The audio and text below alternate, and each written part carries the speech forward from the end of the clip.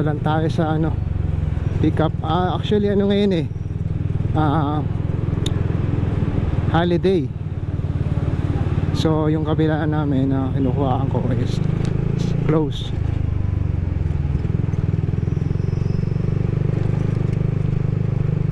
Pero okay lang naman, at least pwede tayong makisuyo na pagbukas, mga ganyan, something like that.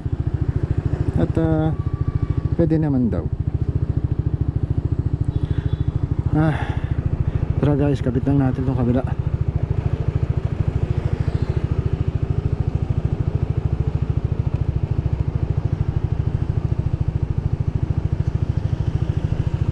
Yun, kapit ka lang, huwag kang mahulog Alright guys, rolling na tayo.